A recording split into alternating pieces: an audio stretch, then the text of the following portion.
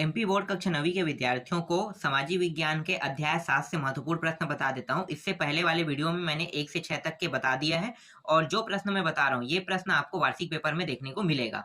इसलिए आपको इसको अच्छे से तैयारी करना है, क्योंकि मैं प्रश्न बैंक और परीक्षा अध्ययन से भी कुछ आईएमपी प्रश्न लेकर आया हूं और ये पूरा ब्लूप्रिंट के हिसाब से तैयार किया गया है।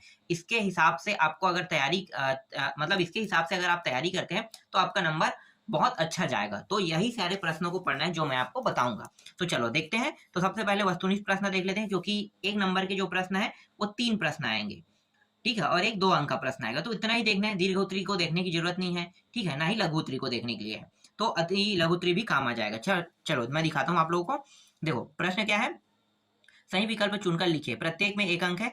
2 दूरस्थ स्थित स्थान जो पूर्वी पश्चिम गलियारे से जुड़े हैं उसे क्या कहते हैं? सिलचर तथा पोरबंदर कहते हैं। दूसरा है, स्थानांतरण हानियों तथा देरी को घटाता है पाइपलाइन। हजीरा विजयपुर जगदीशपुर पाइपलाइन से नहीं जुड़ा है, तो महाराष्ट्र जो है नहीं जुड़ा है।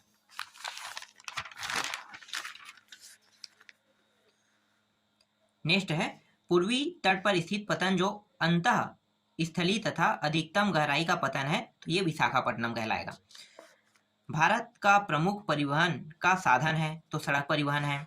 2 या 2 से अधिक देशों के व्यापार को कहते हैं अंतर्राष्ट्रीय व्यापार कहते हैं, ठीक है। इसके अलावा और कुछ प्रश्न है, उसको भी मैं आपको दिखा देता हूं। इसे थोड़ा सा छोटा कर लेते हैं। देखो ये आ गया, सीमांत सड़क संगठन कब स्थापित किया गया? तो 1960 में स्थापित किया गया। स्वर्णिम चतुर्भुज महाराजमार्ग के अंतर्गत कितने लेन वाली सड़क परियोजना प्रारंभ की गई? तो उत्तर क्या लेना? 6 लेन। इसके बाद देखो यहाँ पे दिल्ली व अमृतसर के मध्य ऐतिहासिक सिरसा सूरी मार्ग इस नाम से जाना जाता है, राष्ट्रीय राजमार्ग क्रमांक 1। भारत में रेलवे का प्रारंभ 1853 में हुआ है। भारत में रेलवे जोड़ की कुल संख्या 18 है। नेक्स्ट है, यहाँ पे 1 सेकंड, कहाँ पे आ जाते हैं? यहाँ पे भारत का बृहत्तम पतन, तो ये जो है मुंबई पतन है, ठीक है। पतन का मतलब होता है कि ये बंदरगाह है, ठीक है, जहाँ पे शिप जो है ना, जहाज, पानी जहाज उतरते हैं, उसको कहते हैं। आगे देखो, इनमें से कौन सा पतन पूर्वी तट पर स्थित है जो अंतः स्थली तथा अधिकतम गहराई का पतन है तथा पूर्ण सुरक्षित है? तो उत्तर क्या लेना है? विशाखापट्टनम लेना है।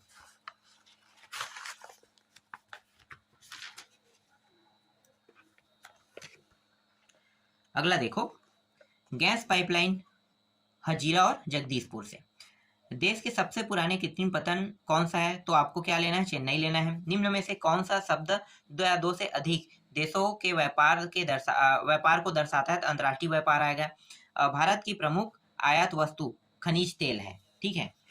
आगे देखते हैं। इसके बाद देखो रिक्त स्थान देख लेते हैं। तो रिक्त स्थान में देखो प्रश्न क्या है, राज्यों की राजधानी को जिला मुख्यालय से जोड़ने वाली सड़क को राजमार्ग कहलाती है। परिवहन व संचार के द्रुतगामी व सक्षम साधनों के द्वारा दुनिया बहुत छोटी सी लगती है। भारत में सड़क जाल लगभग 56 लाख किलोमीटर है। देश की पहली रेलगाड़ी मुंबई से ठाणे के मध्य चलाई गई थी। भारतीय रेल परिवहन देश का सर्वाधिक बड़ा सार्वजनिक क्षेत्र का प्राधिकरण है। विदेशी व्यापार से आशय एक देश का अन्य देशों से वस्तुओं के खालिस्तान से है, तो आदान प्रदान से है, ठीक है। इसके बाद और कुछ प्रश्न है, उसको भी मैं आपको दिखा देता हूँ। जैसे कि यहाँ पे दिया है, इसे थोड़ा सा बड़ा कर लेते हैं, ठीक है। आगे देखो, जल परिवहन देश का सबसे सस्ता परिवहन साधन है। भारत विश्व के सर्वाधिक सड़क जाल वाले देशों में से एक है। ठोस पदार्थ को तरल अवस्था में परिवर्तित कर पाइपलाइन द्वारा ले जाया जाता है। अगला है, वायु परिवहन तीव्रता आरामदायक एवं प्रतिष्ठित परिवहन का साधन है। एयर इंडिया घरेलू और अंतर्राष्ट्रीय वायु सेवा भी प्रदान करता है। पर्यटन राष्ट्रीय एकता को प्रोत्साहित करता है। इसके बाद यहाँ पे देखो एक सही जोड़ी मिलाव भी है ना, तो सही जोड़ी मिलाव को देख लेते हैं। तो यहाँ पे पूरा दिखाता हूँ एक ही बार में। देखो, राष्ट्रीय राजमार्ग आ जाएगा केंद्रीय लोक निर्माण विभाग, ठीक है, केंद्र सरकार करता है राष्ट्रीय मतलब केंद्र के द्वारा राष्ट्रीय राजमार्गों को बनाया जाता है। और ये राज्य राजमार्ग जो है वो सार्वजनिक निर्माण विभाग के द्वारा बनाया जाता है, ये राज्य का है। सीमा सड़क संगठन भारत सरकार प्राधिकरण के द्वारा बनता है। ज्वारी पतन कांडाला को बोलते हैं। अंतः स्थलीय नदी पतन जो है वो कोलकाता है। कृत्रिम पतन चेन्नई है, ठीक है, अब आगे दिखाता हूँ मैं आपको, और भी इसमें शायद प्रश्न है, यहाँ पे देख सकते हो। ठीक है, देखो मुद्रण माध्यम तो क्या होगा, समाचार पत्र। दक्षिण पूर्व मध्य रेलवे जो है बिलासपुर है। पश्चिम मध्य रेलवे जबलपुर है। इसी तरह से सांता क्रूज, ठीक है, तो ये मुंबई आएगा। और कांडला जो बंदरगाह है ये गुजरात में है। तो ये सभी के सभी क्या है, ये सभी के सभी बंदरगाह है, ठीक है, इसके छोड़ के। नहीं नहीं, बंदरगाह दो ही है। ये क्या है, ये रेल मार्ग है जबलपुर बिलासपुर, और मुंबई और गुजरात जो है ये जो है बंदरगाह है। और ये समाचार पत्र मुद्रण माध्यम है, ठीक है। चलो आगे देखते हैं। इसके बाद सत्य असत्य देख लेते हैं। तो देखो सत्य असत्य देखते हैं। तो सत्य असत्य में देखो थोड़ा सा छोटा कर लेते हैं अभी से, ठीक है, यहाँ पे आ जाते हैं। देखो भारतीय रेल मार्ग की लंबाई एशिया में सबसे अधिक है, ये सत्य है। संसार तंत्र के अंतर्गत सूचना का आदान प्रदान या प्रसारण सम्मिलित है, ये सत्य है। भारतीय रेल नेटवर्क को 14 जोन में बांटा गया, 18 जोन में, इसलिए ये गलत है, 14 बोला इसलिए। विशाखापट्टनम कर्नाटक के समुद्र, ये गलत है, ये उड़ीसा का होगा, ठीक है, इसलिए ये गलत है। एक देश के अंतर्गत व्यापार की प्रगति उसके आर्थिक वैभव का सूचक है, ये सही है। बंदरगाह जल व थल के मिलन स्थल होते हैं, ये सही है। निर्यात मूल्य आयात मूल्य से कम हो तो उसे अनुकूल व्यापार संतुलन कहते हैं, ये गलत है। चलो इसमें भी कुछ प्रश्न दिए हुए हैं, उसको भी देख लेते हैं सत्य सत्य से। देखो यहाँ पे एक प्रश्न है, भारत में सड़क परिवहन रेल परिवहन से पहले प्रारंभ हुआ था, ये सत्य है, ठीक है। इसके बाद देखो परिवहन संचार और व्यापार एक दूसरे के पूरक है, ये सत्य है। भारत पेट्रोलियम का निर्यात करते हैं, ये गलत है, हम खुद आयात करते हैं। पवन हंस का एक हेलीकॉप्टर सेवा है, ये सही है। पारादीप पतन महाराष्ट्र में स्थित है, ये गलत है, पारादीप महाराष्ट्र में नहीं है। ये शायद गुजरात में है क्या, या अंडमान में होगा। हल्दिया तथा इलाहाबाद के मध्य यमुना नदी जल मार्ग है, यह सत्य है। कोकण रेलवे का विकास भारत के पूर्वी तट पर किया गया, ये असत्य है। इसके बाद एक शब्द एक वाक्य में उत्तर देख लेते हैं। तो देखो एक शब्द एक वाक्य में यहाँ पे है, राज्यों और देशों में व्यापार के बीच वस्तुओं का आदान प्रदान क्या कहलाता है, व्यापार कहलाता है। किसी देश के अंतर्राष्ट्रीय व्यापार की प्रगति किसका सूचक है, आर्थिक वैभव का। आयात और निर्यात के अंतर्गत से क्या निर्धारित होता है, तो उत्तर क्या लेना है इसमें, यहाँ पे उत्तर लेना है देश के व्यापार संतुलन को, ठीक है, यहाँ पे उत्तर है, देख लो, देश के व्यापार संतुलन को लेना है। चौथा देखते हैं, वायु परिवहन का राष्ट्रीयकरण कब हुआ था, तो 1953 को। भारत में प्रमुख पतनों की संख्या कितनी है, तो प्रमुख पतनों की संख्या जो है वो 12 है, ठीक है, 12 तथा 200 मध्य व छोटे। तो यहाँ पे प्रमुख जो है वो 12 ले लो, और 12 के बाद दो ना, जो 200 है ना, ये मध्य, और छोटे भी पतन कुछ पाए गए हैं, तो इस तरह से बताया इन्होंने। आगे देखो, किसी पतन को दीनदयाल पतन के नाम से भी जाना जाता है, तो यहाँ पे लेना है कांडला को, ठीक है, यहाँ पे कांडला जो गुजरात में है ना, उसको जाना जाता है। और नेक्स्ट है, भारत में अंतः स्थलीय नौ संचालन जल मार्ग की लंबाई कितनी है, तो उत्तर बताना है 14,500 बताना है, ठीक है, इतनी है किलोमीटर, यहाँ पे किलोमीटर लंबा है। 8वां है, भारतीय रेल परिवहन को कितने रेल प्रखंडों में विभाजित किया गया है, तो 16 रेल प्रखंडों में विभाजित किया गया है। जोन 18 है, 16 भागों में विभाजित किया गया है। और इसी तरह से विश्व की सबसे लंबी राजमार्ग सुरंग का नाम बताइए, तो अटल टनल, ठीक है, ये सबसे लंबी, ये जो है जम्मू कश्मीर वाला जो एरिया है ना, लद्दाख जाने के लिए, तो वहां पे बनाया गया है, और ये अभी अभी शुभारंभ हुआ है, ठीक है। आगे देखते हैं, इसके बाद क्या है, हाँ और प्रश्न है ना, एक वाक्य एक शब्द में। देखो ये वाला प्रश्न देख लेते हैं, वायु परिवहन का राष्ट्रीयकरण किस वर्ष किया गया, तो 1953 में। हमारे देश की प्राचीनतम कृत्रिम पतन कौन सा है, तो चेन्नई है। सूचना का आदान प्रदान या प्रसारण किस तंत्र में सम्मिलित है, तो संचार तंत्र। भारत का वृहद पतन है जिसके प्रकृति खुले विस्तृत व सुचारू पोताश्रय मुंबई में। भारत में अंतः स्थलीय नौ संचालन जल मार्ग कितना लंबा है, तो ये 14,500, ठीक है। सीमांत सड़क संगठन कब बनाया गया, 1960 में। अब छोटे छोटे प्रश्न देख लेते हैं जो आपके एग्जाम में आने वाले हैं। तो 2 नंबर के प्रश्न है ये, सड़क परिवहन के 3 गुण लिखिए कह रहे हैं, ठीक है, इसे और छोटा कर लेते हैं जिससे ये पूरा तरह से आपको दिखाई देने लगे, ठीक है। तो देखो सड़क परिवहन के 3 गुण कौन कौन से? पहला है अपेक्षाकृत कम व्यक्ति, कम दूरी व कम वस्तुओं के परिवहन में सड़क परिवहन मितव्ययी है। यह घर घर सेवाएं उपलब्ध कराता है तथा सामान चढ़ाने व उतारने की लागत भी अपेक्षाकृत कम होता है। तीसरा, सड़क परिवहन अन्य परिवहन साधनों के उपयोग में एक कड़ी के रूप में भी कार्य करता है, जैसे सड़कें, रेलवे स्टेशन, वायु व समुद्री पथनों को जोड़ती है। दूसरा है रेल परिवहन कहाँ पर अत्यधिक सुविधाजनक परिवहन साधन है तथा क्यों?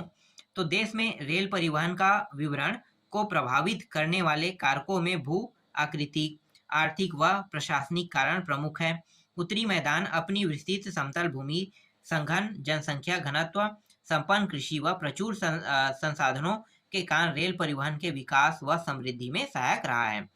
तीसरा है सीमा सड़क संगठन की स्थापना कब और क्यों की गई? उत्तर क्या लिखोगे? सीमा सड़क संगठन की स्थापना 1960 में की गई थी ताकि उत्तरी तथा पूर्वोत्तर क्षेत्र के सीमावर्ती इलाकों के परिवहन का समन्वित तथा तीव्र विकास करके यहाँ के आर्थिक विकास को तेज किया जा सके तथा प्रतिरक्षा संबंधी व्यवस्था को मजबूत बनाया जा सके।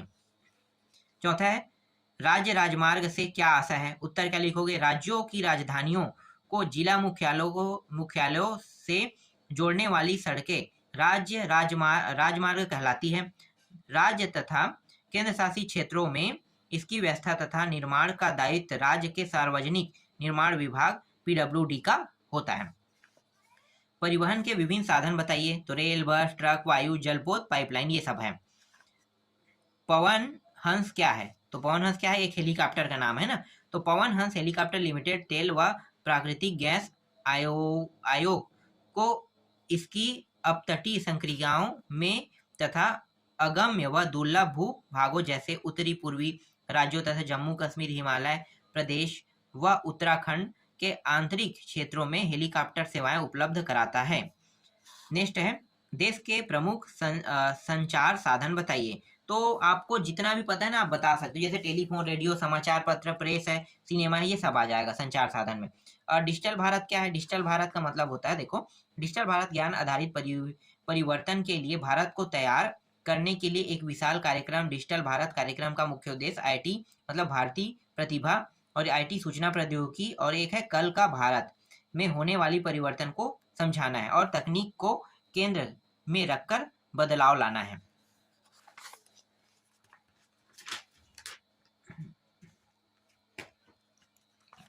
इसके बाद प्रश्न बैंक से प्रश्न देख लेते हैं, क्योंकि प्रश्नों को छोड़ना नहीं है, आपको सभी प्रश्नों को पढ़ना है।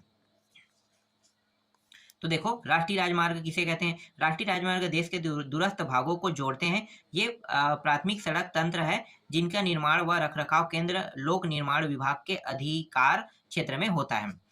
राज्य राजमार्ग किसे कहते हैं? राज्यों की राजधानी को जिला मुख्यालयों से जोड़ने वाली सड़कें राज्य राजमार्ग कहलाती है। राज्य तथा केंद्र शासित क्षेत्रों में इसकी व्यवस्था तथा निर्माण का दायित्व राज्य के सार्वजनिक निर्माण विभाग का होता है।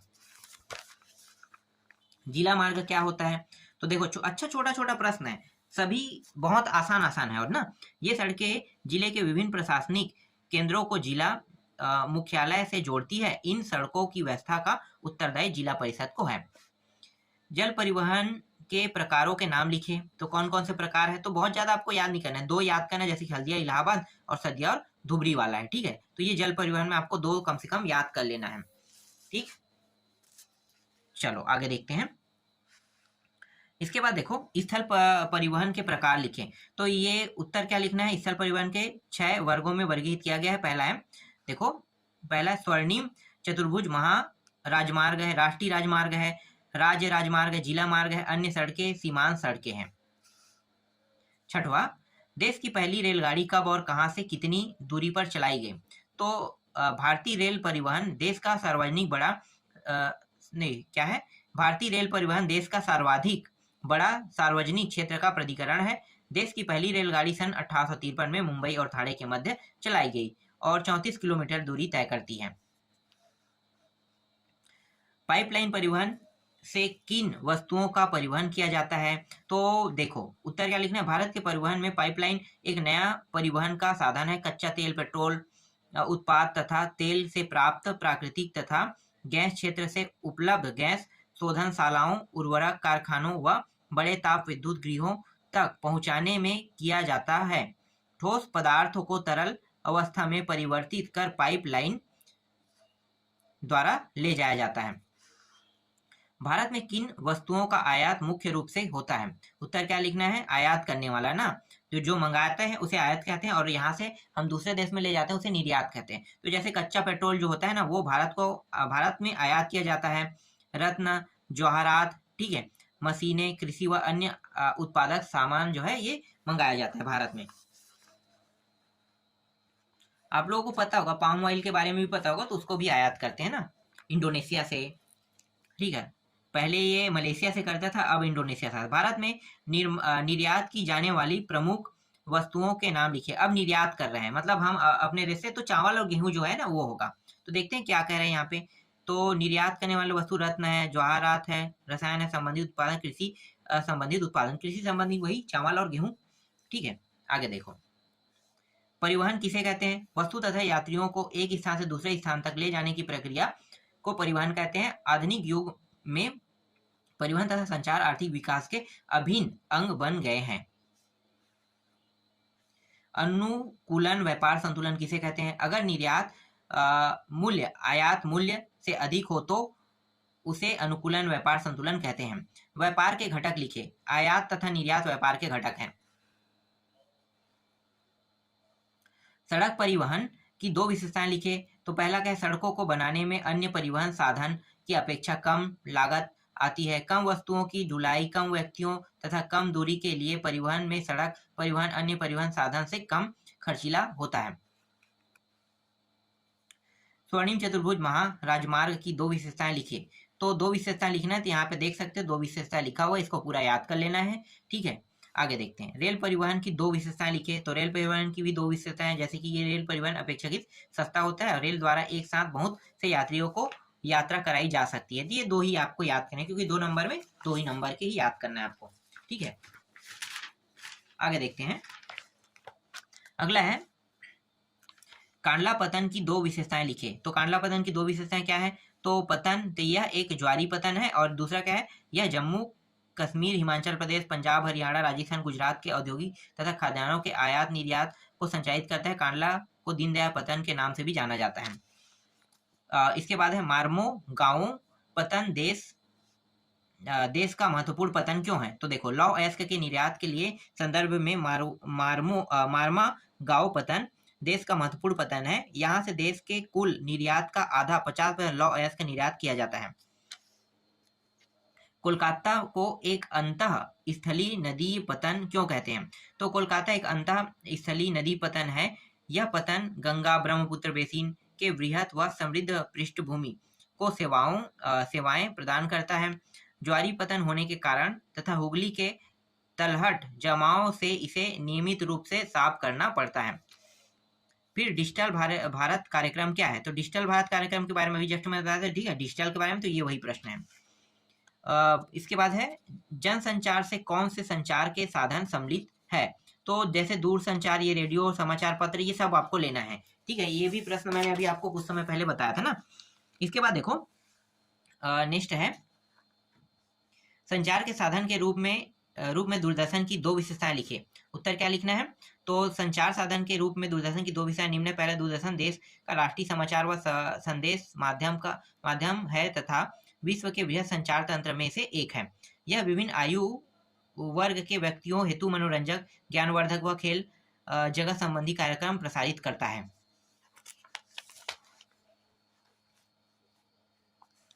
देश की कोई दो तेल शोधक शालाओं के नाम लिखे। तो देश की कोई दो तेल शोधक शालाओं के नाम, तो सुदूर आंतरिक भागों में स्थित शोधनशालाएं जैसे कि बरौनी, मथुरा व पानीपत हैं।